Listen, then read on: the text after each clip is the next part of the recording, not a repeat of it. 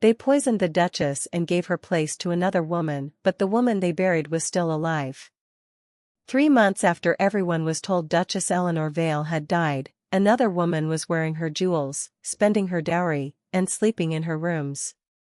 Serena Bell believed she had finally won. What she did not know was that Eleanor had survived the poisoned wine, and from a carriage outside the capital, the dead Duchess was quietly preparing to return with ledgers, witnesses, and evidence that could destroy the husband who betrayed her. On the third night of Serena Bell's wedding celebrations, the candles in Vale House burned low enough for the wax to drown their own flames. From behind the carved screen of an unused gallery, Eleanor Vale watched another woman put on her life. A maid opened a velvet box. Inside lay a pair of gold finger guards worked with seed pearls and tiny black diamonds. Eleanor knew every scratch on the inside of them. 5 winters ago, she had worn the pair while signing emergency grain orders during the worst famine in the eastern counties. The edge of one had split her skin near the knuckle. She had laughed at the blood, wrapped the finger in linen, and kept writing.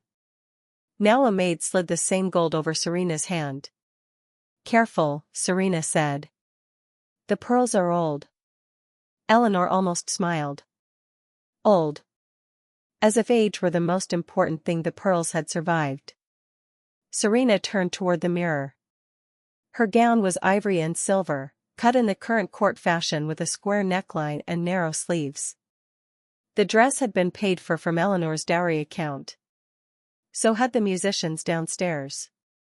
So had the French wine stacked in the cellar, the imported roses in the ballroom, and the embroidered linens waiting in the bridal chamber. 3 months earlier, Alexander Vale, Duke of Westmere, had told the kingdom that his wife died after a sudden fever. The court had sent black ribbons. The cathedral bells had rung. A coffin had been placed in the family crypt. No one had opened it. And now the widower had remarried. Eleanor stood in the darkness and watched Serena admire herself. "You look every inch the Duchess," one of the younger maids whispered. Serena's smile widened. She had wanted the title for years. Eleanor knew that now. What she had not known, before the poisoned wine, was how patiently Serena had wanted Eleanor dead. A servant entered and bowed. "Your Grace, the Dowager Duchess is ready to receive you in the Pine Salon." Serena lifted her chin. "At this hour?" "It is the traditional third-night greeting." Serena's smile tightened. Of course. She had spent 3 nights discovering that titles were full of traditions nobody mentioned during seduction. The servant continued. "Her Grace asks that you bring the household seal." Serena looked at the desk. The black lacquered seal box sat unopened. "Which seal?" The servant hesitated. "The household seal, Your Grace." "I heard you." Serena glanced toward her lady's maid. "Where is it?" The maid went pale.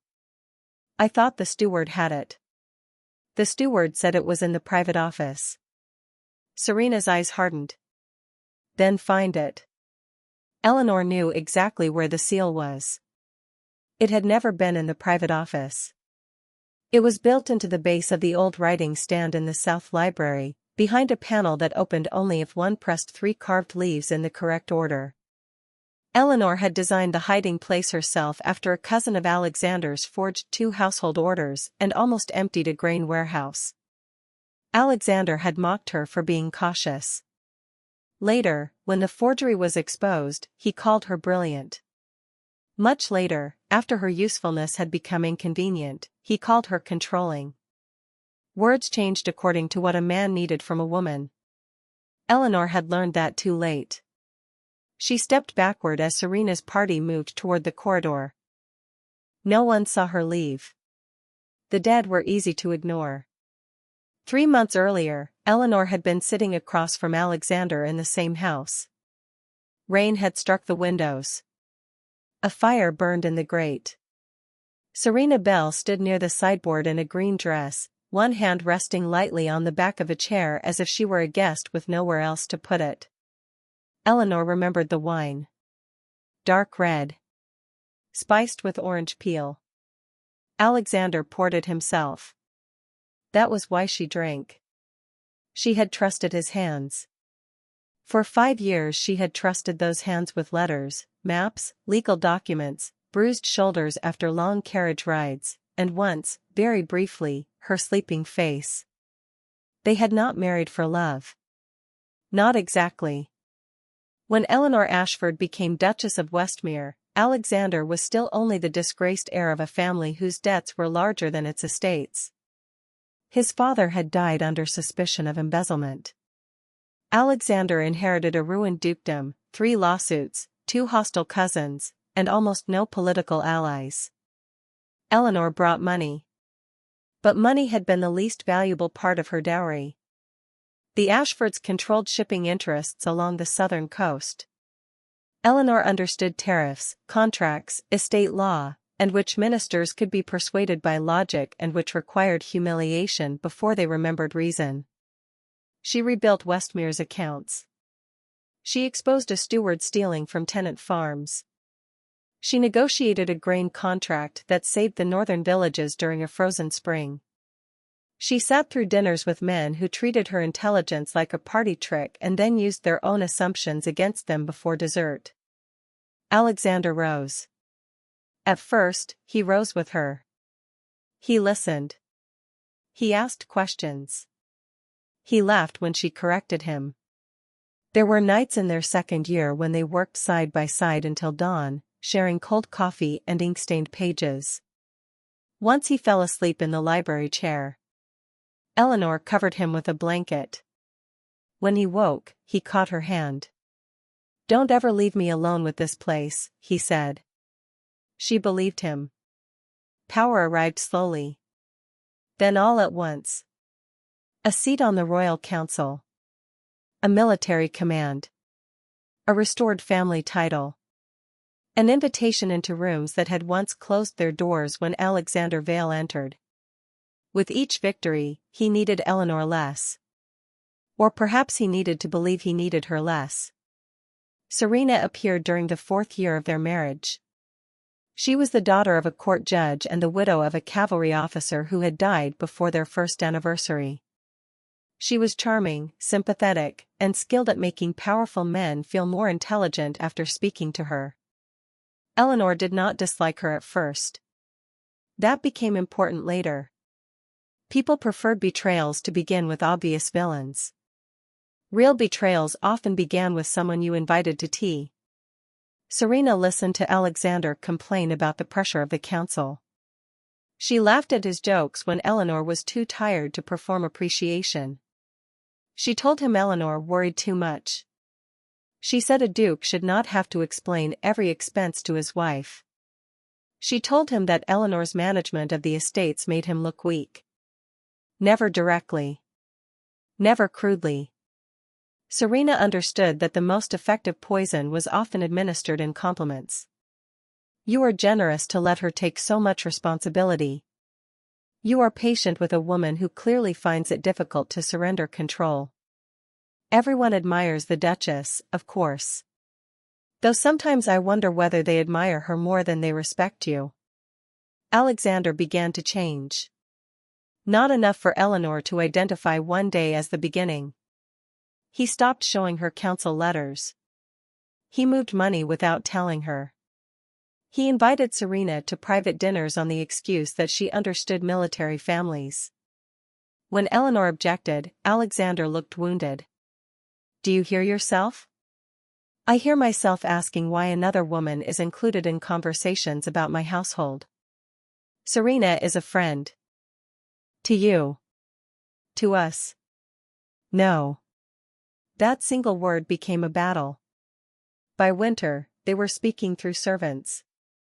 Then came the accusations. A treasury memorandum had been copied and leaked to a rival faction. Alexander received evidence suggesting the copy came from Eleanor's desk. The evidence was elegant. Too elegant. Eleanor saw the flaw immediately. A wax impression used on the copy had been made from a household seal she stopped using 2 years earlier. Alexander did not let her finish explaining. I defended you in council. You should have asked me before defending a lie. You think everyone is stupid except you. No.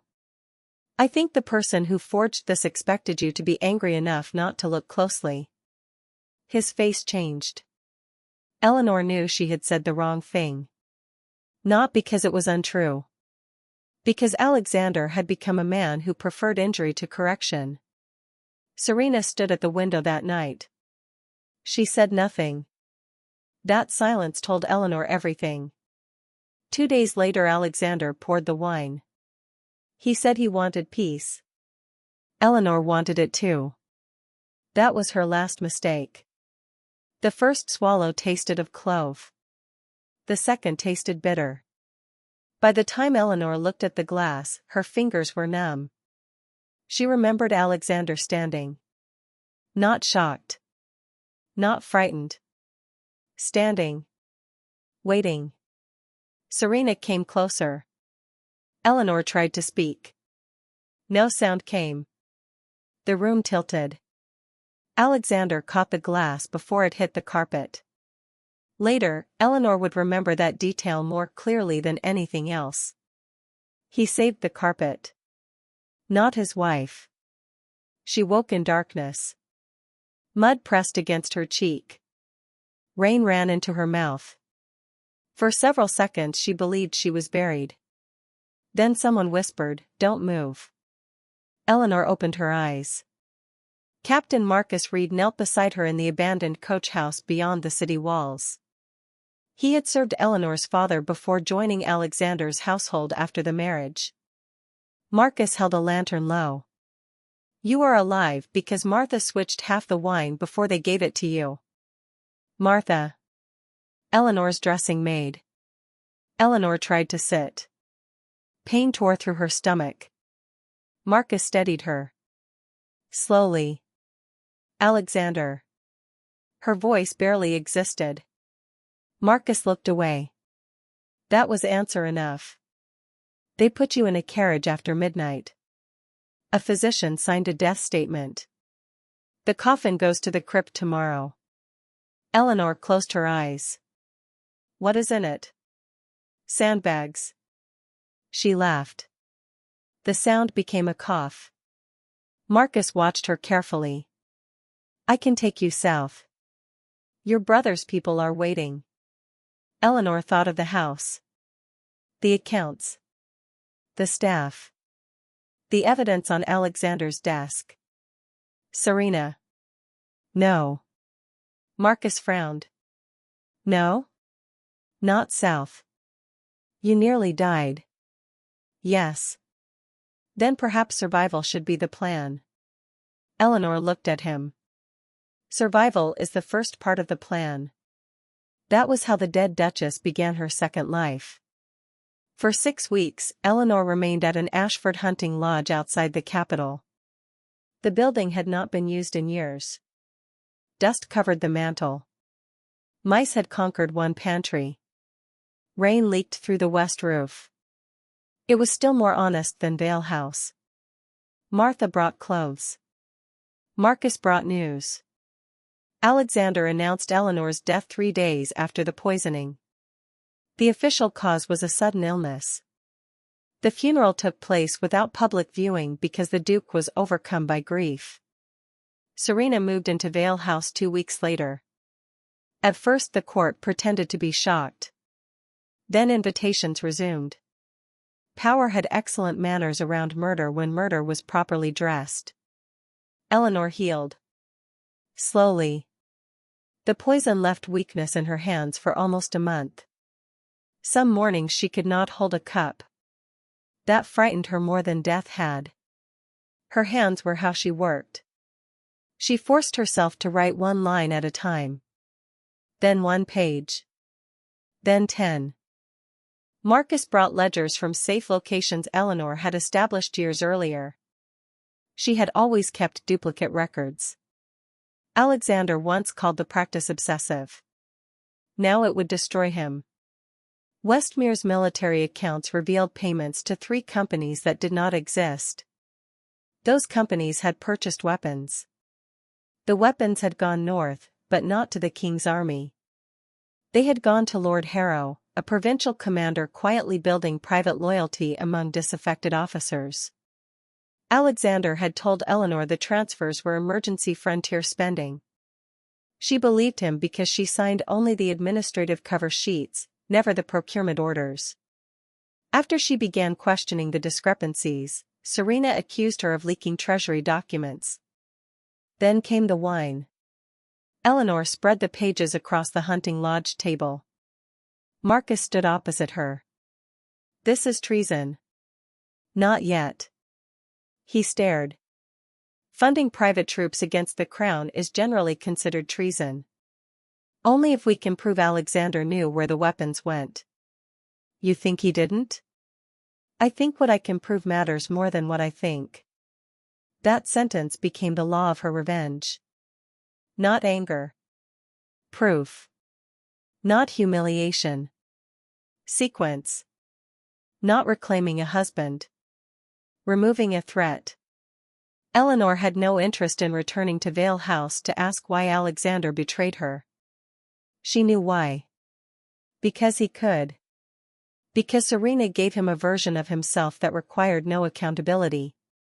Because Eleanor had spent years making him powerful and then failed to understand that some men hated the witness who remembered when they were weak. Her first target was not Alexander. It was the house. Or rather, the systems inside it. Serena discovered the first problem at the Dowager Duchess's morning reception. She waited 2 hours in a cold gallery while Dowager Duchess Beatrice refused to receive her. Beatrice had never been kind to Eleanor. That made Eleanor almost enjoy the report. The old woman had spent the first 2 years of Eleanor's marriage criticizing everything from her family background to the shape of her dinner invitations. But Beatrice respected competence the way some people respected religion, unwillingly, after repeated proof. Serena had assumed the dowager would be easier once Eleanor was gone. She was wrong. At noon, a maid finally opened the door. "Her Grace will not receive visitors today." Serena stared at her. "I am not a visitor." The maid bowed. Her Grace used the word. Serena returned to the main house furious. The steward was waiting with 4 account books. "Your Grace, the West Textile Warehouse refuses to release inventory." "Why?" "They require the Duchess's written authorization." "I am the Duchess." "Yes." "Then authorize it." "The warehouse manager says the account is held under Lady Eleanor's dowry trust." Serena's face tightened. "She is dead. The trust is not." That afternoon, 3 tenant representatives arrived asking whether the winter rent protections Eleanor established would continue. Serena had never heard of them. At dinner, Alexander was late. At midnight, he returned drunk. Serena told him about the warehouse. He waved one hand. "Handle it." "How?" "You wanted the household." Her eyes narrowed. "I wanted to be your wife. That includes the household." "You never said Eleanor kept everything under separate trusts." Alexander poured another drink. "She liked systems. So I'm discovering." He smiled without humor. "Welcome to the part nobody applauds." For the first time, Serena understood that Alexander had not married her because he wanted a partner. He married her because the position beside him was empty. That was not the same thing. The next week, Eleanor began pulling threads. A silk supplier in the South received a letter from the Ashford family solicitors. Payment guarantees connected to Eleanor's dowry were suspended pending review. 2 estate managers resigned rather than sign altered contracts. The physician who had declared Eleanor dead disappeared from the capital. Marcus had found him trying to board a ship. He was now staying, less comfortably, at an Ashford property under guard. Martha returned to Vale House as a laundry worker under another name. She reported that Serena had started shouting at servants. "She slapped Rose yesterday." Eleanor looked up from the ledger. Why? Rose told her the spring banquet could not be paid from the embroidery fund. Good. Marcus glanced at Eleanor. Good that she slapped a maid? No. Good that Rose told her no. Eleanor wrote a note.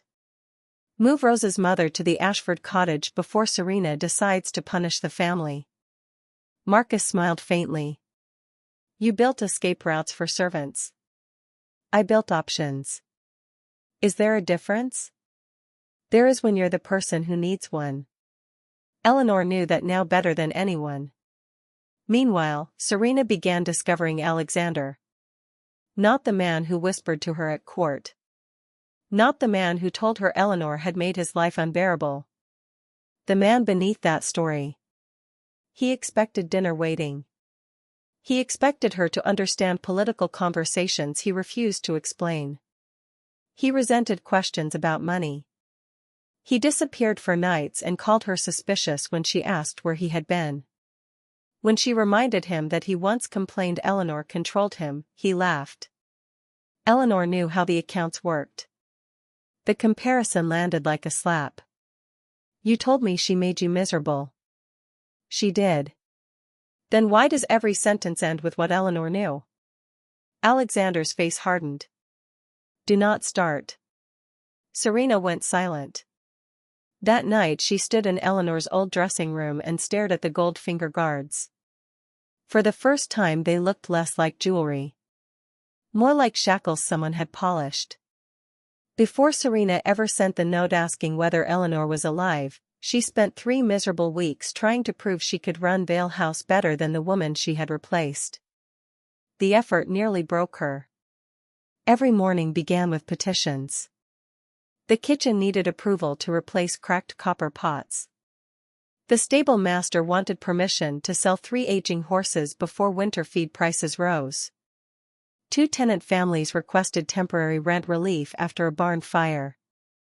The head laundress wanted compensation because a steam pipe had burned one worker's arm.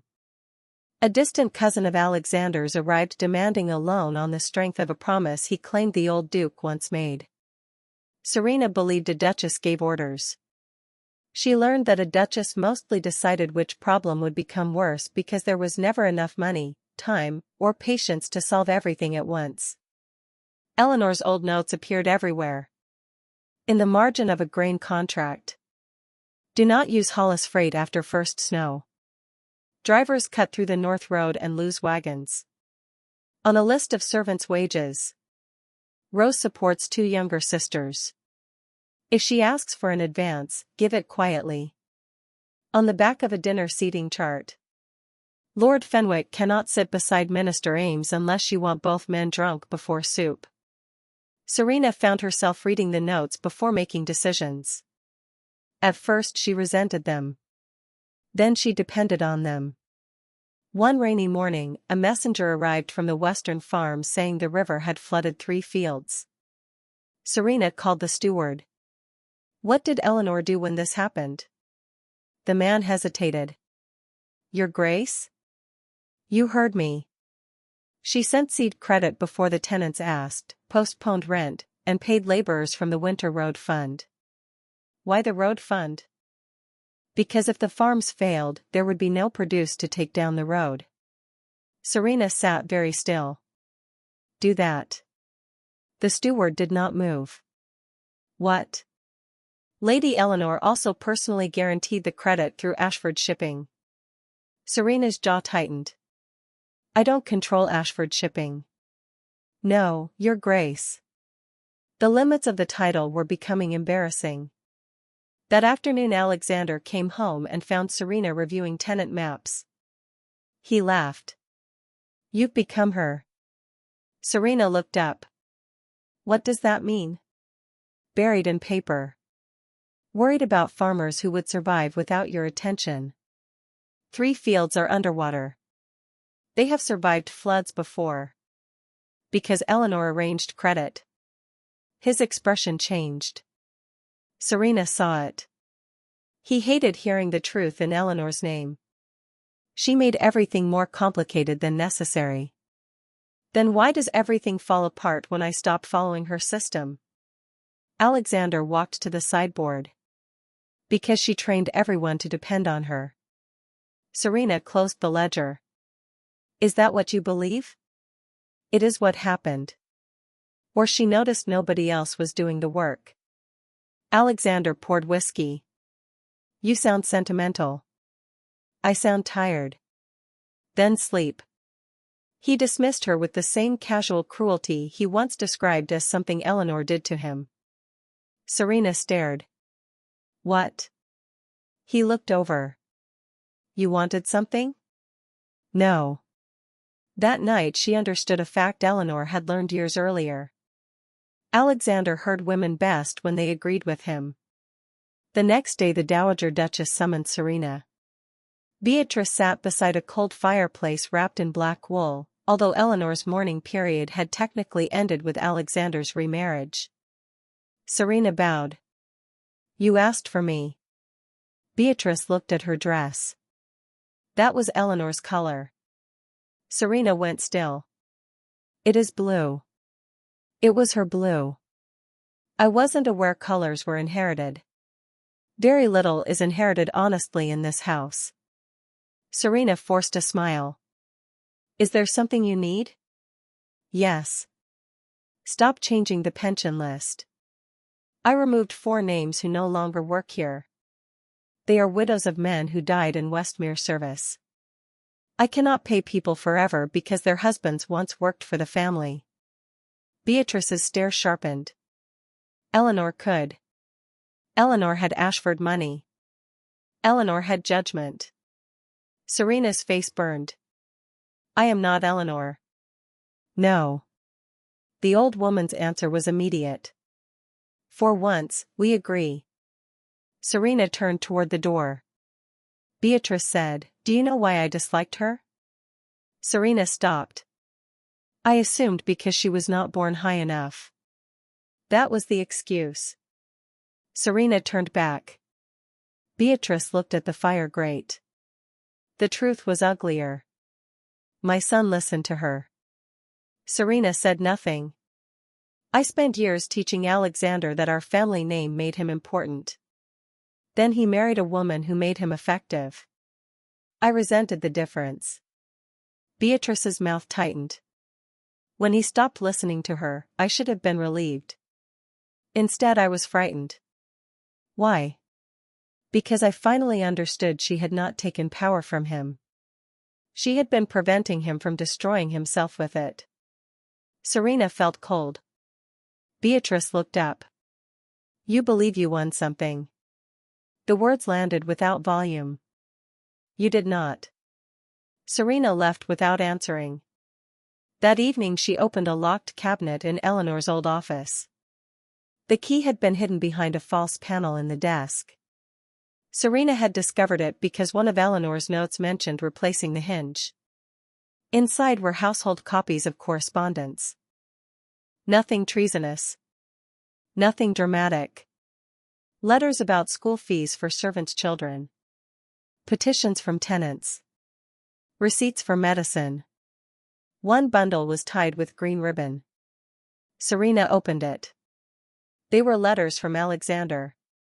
From the first years of his marriage. Eleanor. You were right about Harcourt. I hate writing that sentence, so treasure it. Eleanor. The king approved the grain relief. He called it my idea. I nearly corrected him, then remembered I enjoy being alive. Eleanor. Come to bed. The accounts will still be terrible tomorrow. And one, dated 3 years earlier. I do not know what I would be without you. Serena read that line 6 times. Then she sat on the floor. She had believed Alexander's story that Eleanor was a cold wife who valued management more than intimacy. The letters revealed something worse. They had once loved each other. Maybe not simply. Maybe not safely.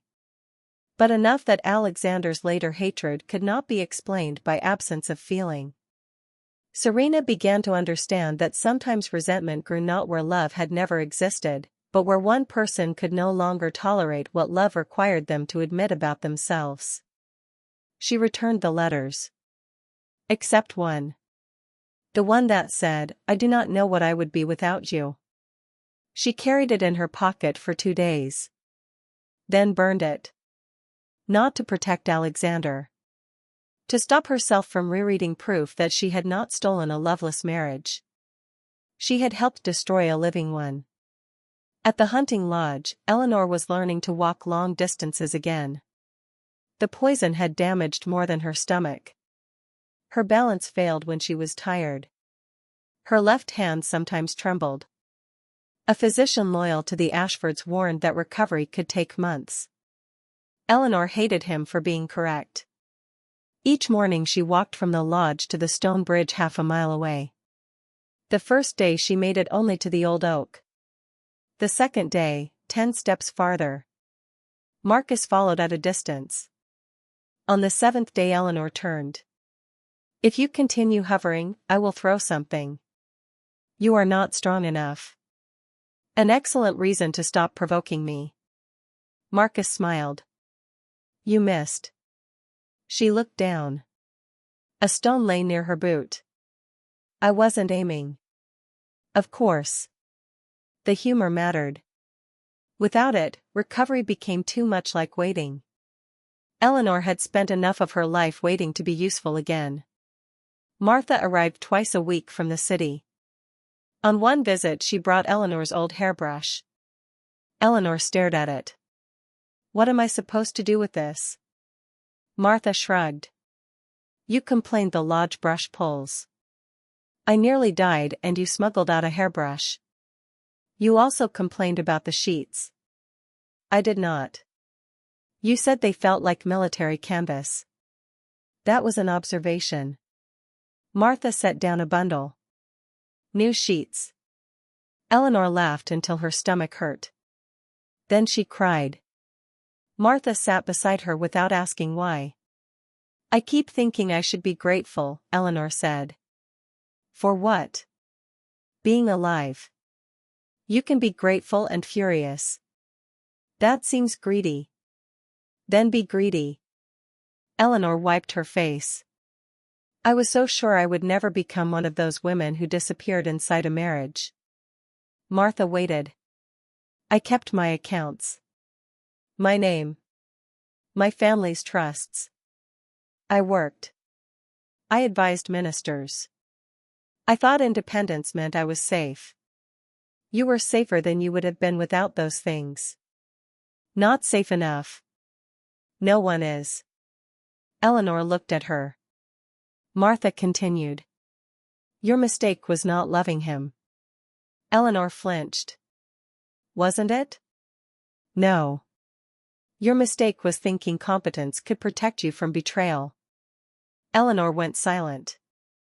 Martha picked up the hairbrush. "Sit." "What?"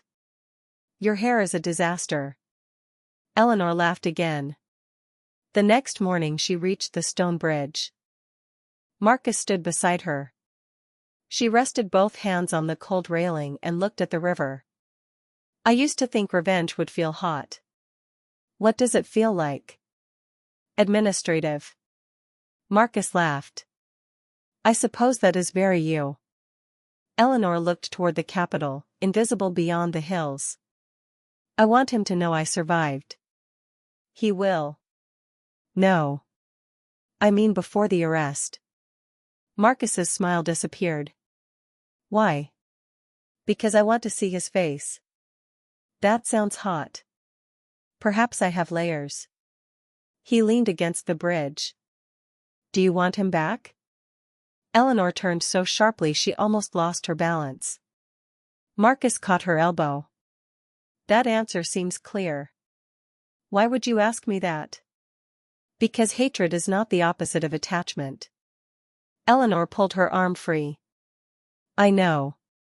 "Do you?" She stared at the river. "I want the man I thought he was." Marcus said nothing. "That man is dead." "No." Eleanor's voice softened. "He may never have existed." That grief was harder than the attempted murder. A murderer could be hated. A memory had to be buried. Eleanor returned to the lodge and opened one of the early ledgers she kept during her marriage. Between expense pages, Alexander had once written a note in the margin. Dinner. Now. Or I will personally confiscate the ink. She ran her finger over the words. Then closed the book. She did not destroy it. Healing, she was beginning to understand, did not require pretending love had been false. It required accepting that love had not made betrayal impossible. The Crown prosecutor entered the story sooner than Eleanor expected. Julian Cross came to the hunting lodge under cover of darkness wearing a coat too expensive for secrecy. He looked around the dusty parlor. This is where the dead live? Temporarily. I expected more candles. You read too many novels. I prosecute nobles. It is similar. Julian had known Eleanor's older brother at university. She remembered him as an irritating young man who enjoyed catching professors in contradictions. He had matured into an irritating older man paid by the Crown to catch ministers in crimes. He read the military ledgers until 3 a.m. Then he looked at Eleanor. If I bring this to the king now, Alexander will say the companies are legitimate military intermediaries. They are not. I know. Then arrest him. That is not how power works. I am painfully aware. Julian tapped the page. We need the link between the payments and Harrow's private command.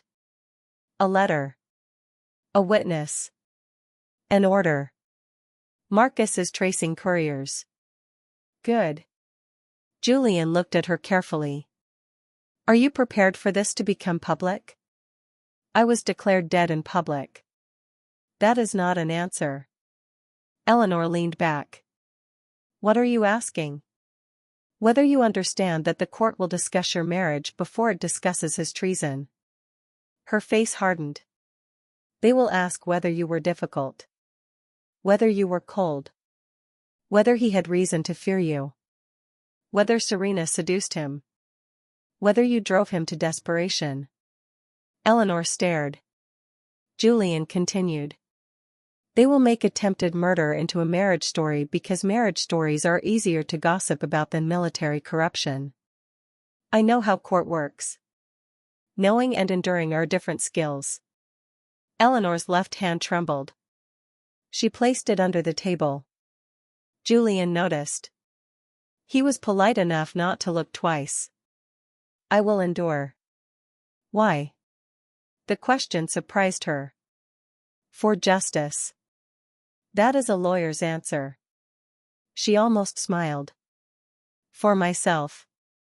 Better. For the servants whose names he used on false payments. For the soldiers who think their supply money went to the frontier. For every person Alexander called disloyal because they noticed what he was doing. Julian nodded. And Serena? Eleanor's expression closed. What about her? Will you prosecute her too? She helped poison me. That sounds like yes. It is. Julian packed the papers. Good. Good? I prefer victims who do not confuse forgiveness with evidence. Eleanor watched him leave. She would remember that sentence later, when Serena asked for the meeting. Back at Vale House, Serena's fear became physical. She stopped sleeping through the night. Every sound in the corridor woke her. A footstep. A door. A servant whispering. She began locking her bedroom from the inside. Alexander noticed. What is this? He rattled the handle one night. Serena opened the door but kept her body between him and the room. I was changing. We are married. That does not remove doors. He stared at her. Eleanor used to lock this room too. The words escaped him before he could stop them. Serena felt a chill. Why? Alexander looked away. She worked late. That isn't an answer. Why do you suddenly care? I don't. Then stop asking questions about a dead woman. He walked away. Serena closed the door. Dead woman. The phrase no longer sounded certain. She had begun noticing impossible details. A flower arrangement changed in the unused gallery after midnight. A laundry worker with familiar posture disappeared whenever Serena looked directly at her. One of Eleanor's account books, missing for weeks, reappeared on a desk open to a page showing Alexander's unauthorized transfers. Serena wondered whether the house was haunted. Then she realized haunting was simply what guilt called surveillance when it did not know the watcher was alive. At the end of that week, Rose approached Serena in the service corridor. The maid kept her eyes lowered. "Your Grace." Serena stopped. Rose had a faint bruise near her wrist from the day Serena slapped her. Serena hated seeing it. What? Lady Eleanor used to say something when accounts became confusing. Serena stiffened. What? Follow what people are afraid to write down. Rose walked away. Serena stared after her. That night she searched Alexander's north study. Not the obvious drawers. The places where a man afraid of writing things down might still store proof. Behind the map cabinet, she found a narrow compartment. Inside lay correspondence marked with initials rather than names. H. V. A. The first two she recognized. Harrow. Voss. I had to be Alexander. She read until dawn. By breakfast, she knew two things. Alexander was planning something larger than financial fraud. And Eleanor Vale had probably been killed because she came close to finding it. Serena sat in the Duchess's chair with cold tea in front of her. For the first time, she did not want the chair. She wanted an exit. That was when she asked a trusted footman a deliberately careless question within Martha's hearing. Did Lady Eleanor ever keep property outside the city? Martha did not react. The next day Serena let the address of the abandoned chapel fall out of a prayer book where a laundry worker would see it. Then she waited. When no one came for 3 days, she nearly lost courage. On the 4th, she wrote the note. I know she may be alive. She did not know whether she was inviting a ghost, an enemy, or the woman she had helped murder. She only knew Alexander had begun watching her the way he once watched Eleanor. And suddenly survival mattered more than winning. The turning point came with a conversation Serena was not supposed to hear. Alexander was in the library with Lord Harrow's representative, a narrow-faced man named Voss. Serena had gone looking for him because the Dowager refused to sign a household pension release. The library door was not fully closed. Voss said, "The Ashford accounts are still frozen." Alexander replied, "Serena will open what remains." "Can she?" "She'll do what she's told." Serena stopped breathing. Voss laughed. "You replaced one difficult wife with another." "No." Alexander's answer came immediately. Eleanor had leverage. Serena has ambition. And when ambition stops being useful? A pause. Then Alexander said, "There is always another woman who wants to be a duchess." Serena stepped backward. Her shoe touched the baseboard. The sound was tiny. Inside, silence. Serena walked away before anyone opened the door. She reached the old dressing room, closed it, and leaned against the wood. Her hands shook. For 2 years she had told herself Eleanor was the obstacle between her and the life she deserved. She had believed Alexander's complaints. Eleanor was cold. Eleanor was controlling. Eleanor valued power more than love. Eleanor made Alexander feel small. Serena had repeated those stories until helping him destroy his wife felt almost like liberation. Now she understood. Alexander did not want freedom from Eleanor.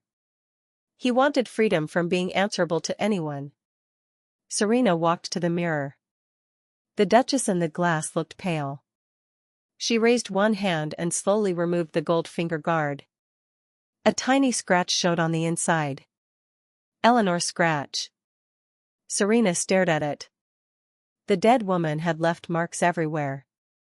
Not because she haunted the house. Because she had carried it. That night Serena drank nothing Alexander poured. 2 days later, she sent a note to an address Martha had deliberately allowed one servant to overhear. The note contained 6 words. I know she may be alive. Marcus brought it to Eleanor at dawn. Trap? He asked. Probably. Will you answer? Eleanor read the line again. Yes. Marcus stared. You are very calm about meeting the woman who helped poison you. I am not calm. You look calm. That is why people make mistakes around me. The meeting took place in an abandoned chapel outside the western gate. Serena arrived alone. Eleanor watched from the shadows behind the ruined altar. Serena stood beneath a broken stained glass window, hands clenched inside her cloak. Lady Eleanor? Silence. Serena swallowed. I don't know what to call you. Eleanor stepped forward. Alive works. Serena's face lost all color. For several seconds she simply stared. Then she whispered, You survived. Disappointing? Serena flinched. I deserve that. You deserve considerably more. Serena looked toward the doorway. Marcus was visible outside. She seemed relieved by the guard rather than frightened. I didn't know the wine would kill you. Eleanor almost laughed. You helped replace the cup. I thought he meant to make you ill. To discredit you. You are asking me to believe you participated in poisoning but objected to murder. Serena's eyes filled. No. I'm asking you to understand the size of my guilt correctly. That answer surprised Eleanor. Serena continued. I knew he wanted you removed. I knew the physician was paid. I knew the funeral was false in the sense that no one was allowed near the body. I told myself not knowing details made me less responsible. It didn't. I know. Good. Serena's shoulders lowered slightly. Eleanor walked closer. Why contact me? Serena laughed bitterly. Because I finally understand what I inherited. She told Eleanor about the library conversation. About Voss. About Alexander's plan to drain the remaining Ashford funds. About a coded ledger hidden in the desk of the North Study. Eleanor listened. Why should I trust you? You shouldn't. Another useful answer. Serena reached into her cloak. Marcus moved instantly. She froze. Paper. Eleanor nodded. Serena removed a folded page and placed it on a broken pew. I copied this from Alexander's desk. It was a troop list. Private cavalry. Names. Numbers. Locations. At the bottom was Lord Harrow's seal and Alexander's notation approving winter supply. Marcus swore under his breath. Eleanor's pulse quickened. This was knowledge. Not yet proof. But close. Original? Still in the desk. Then this is worthless in court. Serena nodded. I can get the original. Why would you? Because I don't want to be the next coffin nobody opens. For the first time, Eleanor saw the woman behind the ambition. Not innocent. Never innocent. But frightened enough to stop pretending. Eleanor folded the copy. You will return to Vale House. Serena looked up. You want me to spy? I want you to survive long enough to testify. Is that mercy? No. Eleanor met her eyes. It is strategy. Serena almost smiled. Of course. The next month became a game played inside 3 rooms and 5 sets of lies. Serena remained the smiling new Duchess. She hosted dinners. She stood beside Alexander at court. She wore Eleanor's jewels because stopping would attract attention. Privately, she copied letters and replaced them exactly. Martha moved messages through laundry baskets. Marcus tracked Lord Harrow's couriers. Eleanor worked with Crown Prosecutor Julian Cross, an old-school friend of her brother who had no affection for dukes and even less for treason. Julian insisted on evidence that would survive politics. The king may dislike Alexander, he said, but he dislikes scandal more. Eleanor spread documents across his desk. Then we give him a scandal he cannot bury. Julian studied her. You know he may try. Then we make burial expensive. He smiled. I understand why your husband hated arguing with you. Eleanor looked at him. Former husband. Legally? Morally. Courts prefer the first category. They'll catch up. The evidence formed slowly. Payment orders. Correspondence. False military invoices. A letter from Alexander promising Lord Harrow support if the king became incapable of governing. That phrase could still be interpreted. Then Serena found the final document. A contingency proclamation naming Alexander as protector of the realm after an anticipated emergency at the Midsummer Council. The emergency was not defined. It did not need to be. Julian read the page twice. This is enough. Eleanor did not feel triumph. She felt tired. Not yet. Julian looked up. What else could you possibly want? The physician. We have him. Martha. She will testify. Serena. He frowned. She will be destroyed socially. She helped attempt my murder. I assumed that did not concern you. It concerns the reliability of the case. If she testifies voluntarily before she is accused, the Crown can distinguish cooperation from innocence. Julian leaned back. You have thought through everyone. No. Eleanor looked toward the window. I did that once. What? Thought through everyone. She had spent years anticipating Alexander's needs, the household's needs, the tenants' needs, the court's needs. She had turned herself into a structure nobody noticed until it disappeared. I am trying to think through myself now. Julian said nothing. He understood more than she expected. At Vale House, Alexander grew suspicious. The Ashford accounts remained inaccessible. Lord Harrow demanded more money. The Dowager Duchess refused to host a council dinner Serena arranged. The king's ministers began asking quiet questions about frontier spending. Alexander responded the way insecure men often did when control slipped. He became harsher at home. He dismissed 2 servants. He accused Serena of incompetence. Then, one night, he entered her room without knocking and found her holding Eleanor's old ledger. What are you doing? Serena looked up. Trying to understand why this house bleeds money. He crossed the room. That ledger is private. It is a household account. Give it to me. Serena closed the book. You told me to handle the household. His eyes narrowed. I told you to solve problems, not create questions. She forced herself not to look toward the hidden compartment where she had placed the copied proclamation. Alexander held out his hand. Serena gave him the ledger. He flipped through it. Then he looked at her. You have changed. Serena smiled. Marriage does that. His expression remained cold. Be careful. Of what?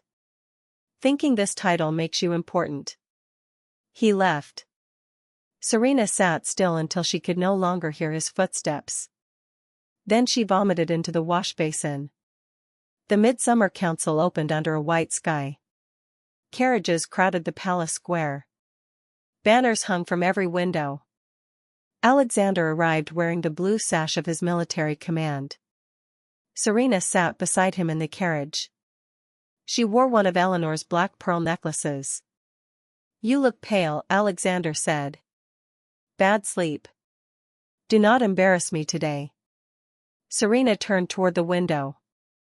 Once, that sentence would have made her desperate to please him. Now it simply confirmed the timing. At the palace gates, a guard opened the carriage door. Serena stepped down.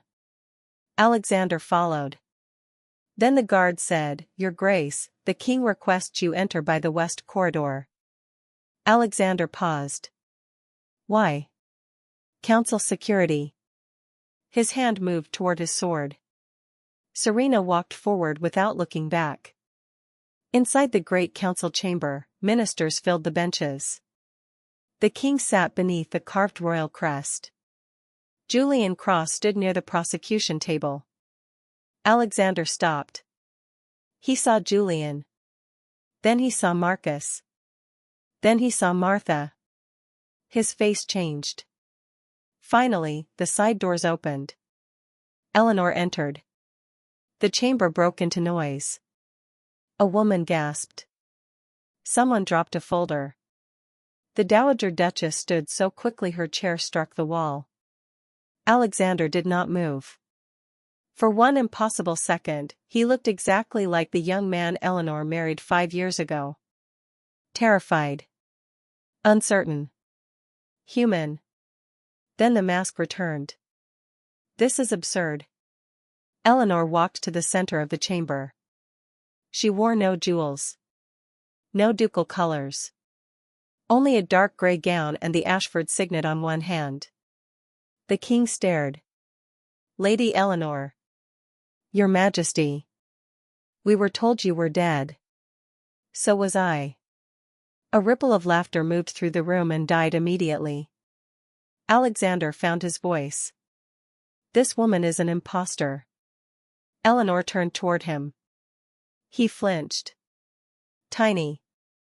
But she saw it. "You always were terrible at lying when surprised." The king's gaze moved to Alexander. "Explain." Alexander stepped forward.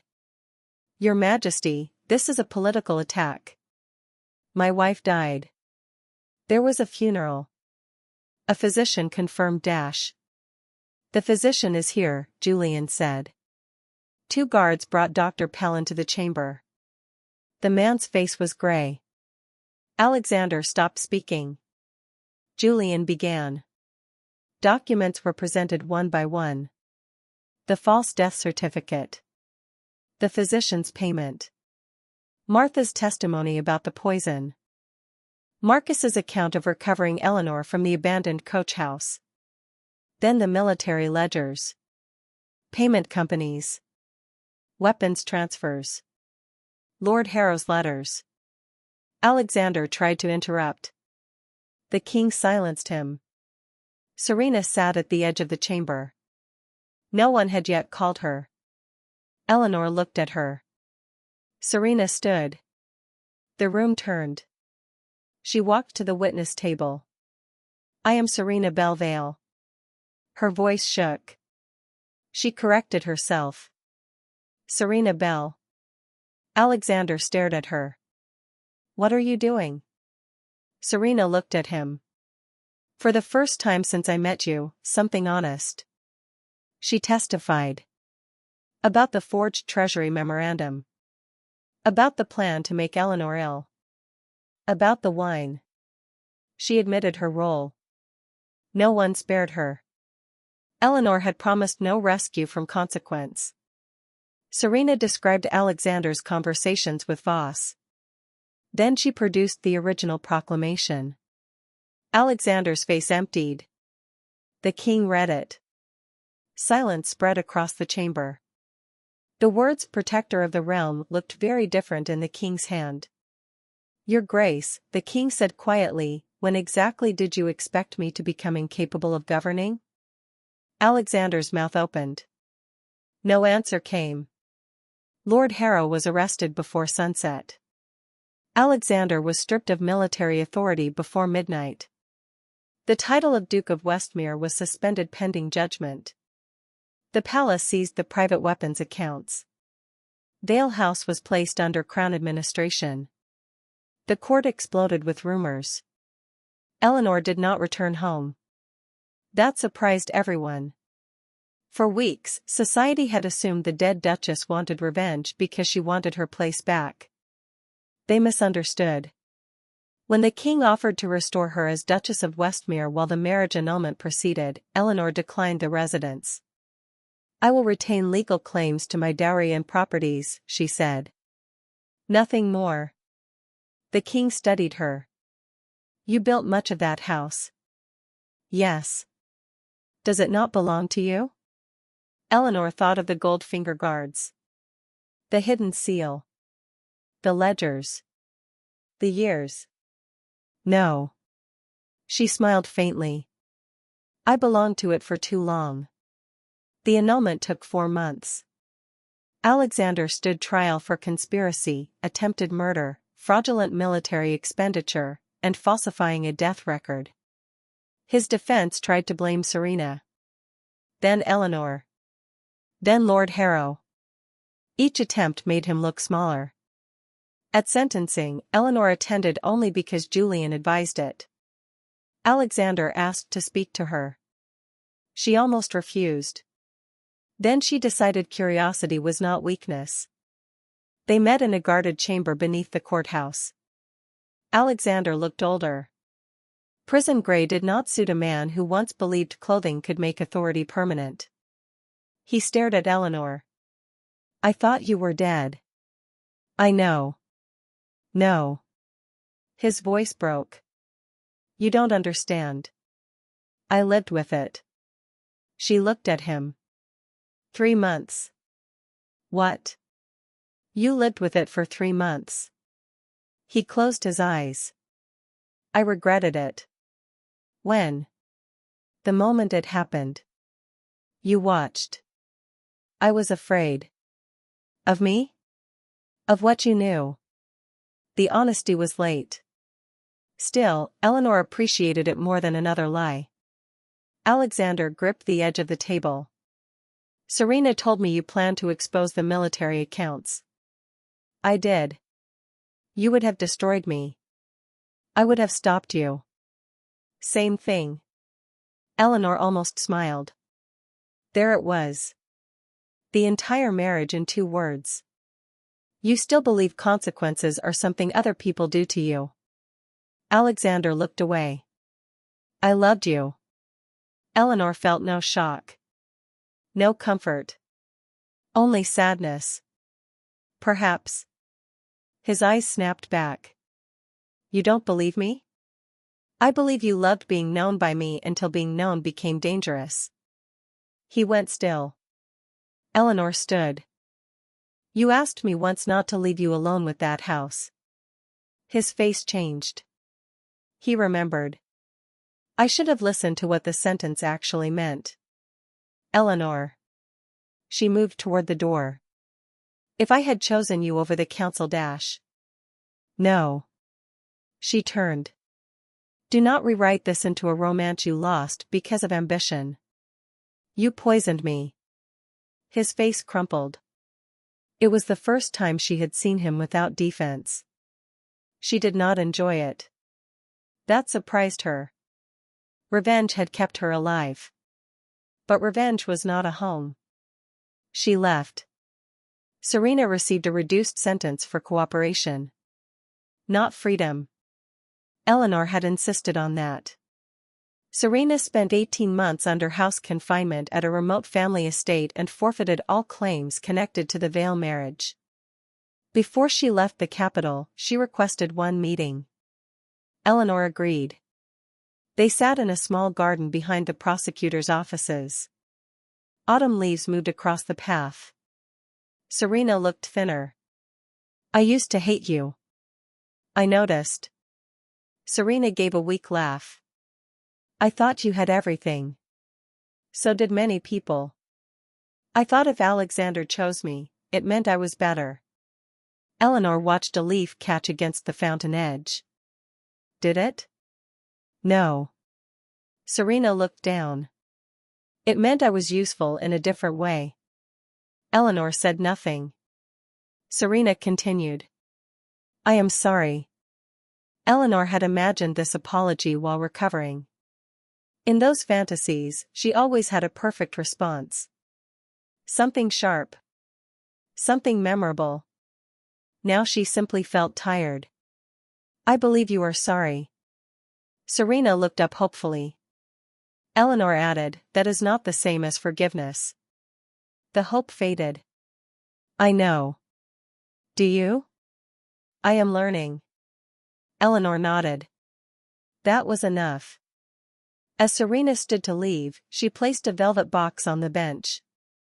The gold finger guards. Eleanor looked at them. I thought these were yours. They were. Serena waited. Eleanor picked up the box. For a moment she felt 5 years press into her chest. Then she closed the lid and handed it back. Sell them. Serena blinked. What? Use the money to pay Rose. Who? The maid you slapped. Serena went red. Eleanor stood. If you want to become someone else, begin with the people who paid for the person you were. Serena took the box. She nodded. Months later, Eleanor moved into an Ashford townhouse near the river. It was smaller than Vale House. The windows leaked air. The library held only half her books. The dining room could seat 12 instead of 40. She loved it. Martha became the household manager with wages high enough to make her laugh when she saw the contract. Marcus returned to the Ashford estates but visited the capital often. Julian Cross continued appearing at dinner with legal documents that somehow became wine. One evening he asked Eleanor whether she intended to marry again. She nearly dropped her glass.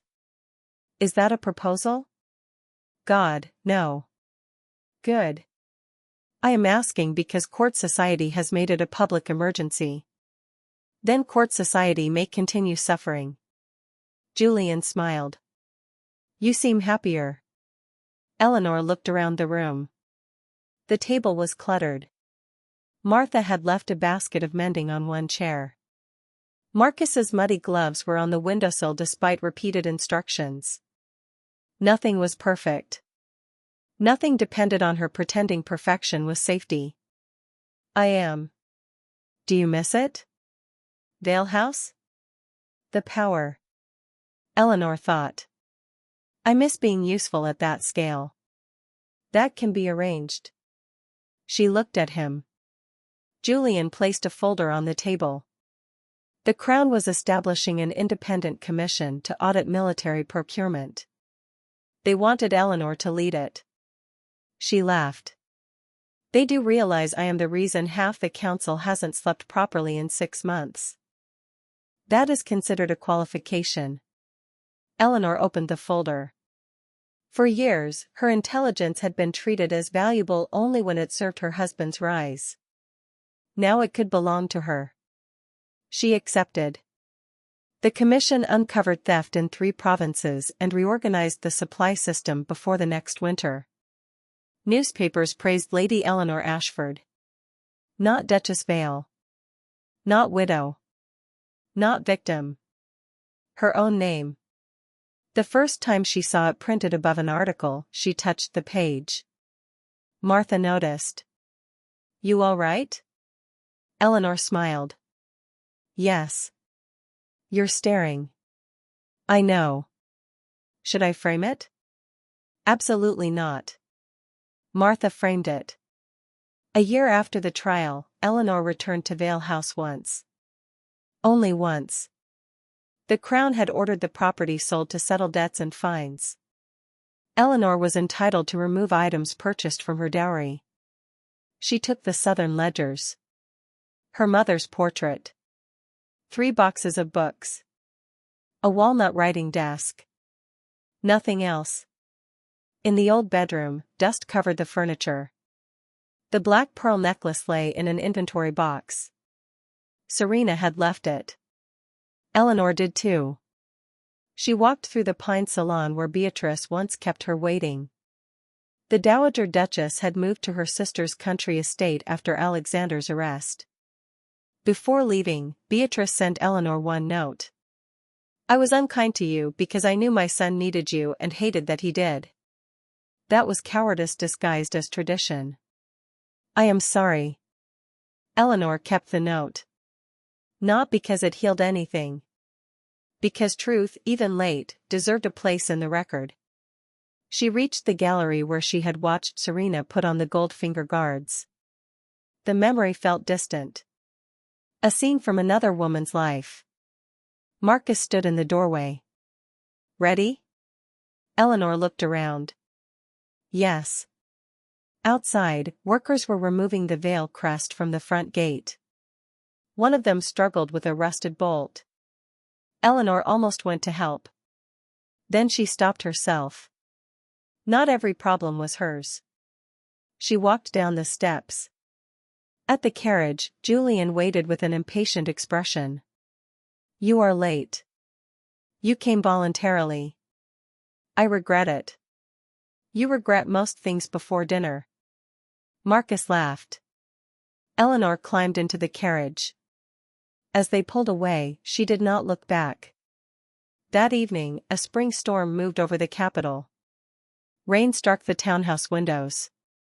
Eleanor sat at her desk with the military audit open before her. A candle burned beside a cup of tea. Martha knocked once and entered. "Letter." "From whom?" "Serena Bell." Eleanor raised an eyebrow. She opened it. The letter was short. "Rose received the money. I apologized. She did not forgive me. I am beginning to understand that apology is what I owe, not what purchases absolution. I am working at my aunt's school now. Children are exhausting. I thought you would enjoy that." Eleanor did.